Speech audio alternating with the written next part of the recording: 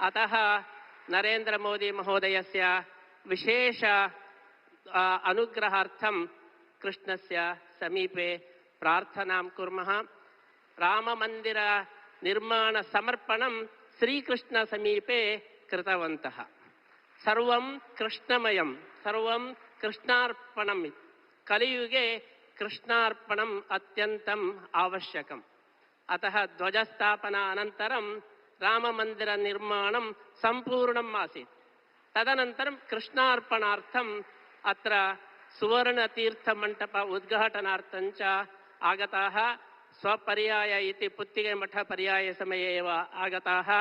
तेषां बहु अभिनन्दनं कुर्मः। श्री नरेंद्र मोदी महोदयाः भगवद्गीतायाः व्याख्यानं, भगवद्गीता सन्देशः यः वर्तते तस्य पूर्ण अनुष्ठानं नरेंद्र मोदी महोदयेन कृतं वर्तते।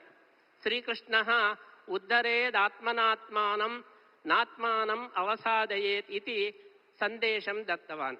अस्माकं नरेंद्र मोदी महोदयः आत्मनिर्भर कार्यक्रमेण श्रीकृष्ण सन्देशस्य अनुष्ठानं कृतवन्तः।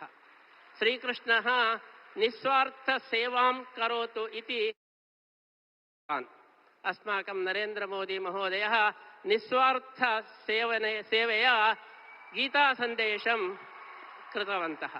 अतः नरेंद्र मोदी महोदयः भगवद्गीतायाः जीवत् व्याख्यानम् इति वयं भावयामः। अतः एतादृश कोटि गीता लेखन यज्ञे लक्षकण्ठ गीता समर्पण समये अर्जुनस्य आगम इव नरेंद्र मोदी महोदयस्य आगमः आसीत् इति महान् सन्तोषः।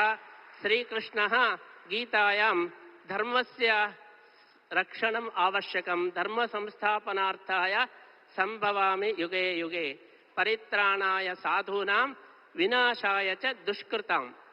तादृश सन्देशं नरेंद्र मोदी महोदयः निष्पक्षपातरूपेण सज्जनानां रक्षणं, दुष्टानां शिक्षणं च कुर्वन् वर्तते। अतः श्रीकृष्णस्य अनुग्रहः विशेषरूपेण भवतु। धर्मद्वारा जगद्रक्षणं विश्वनायकस्य भवतु इति वयम् आशास्महे। अस्माकं पर्यायः विश्वगीतापर्यायः।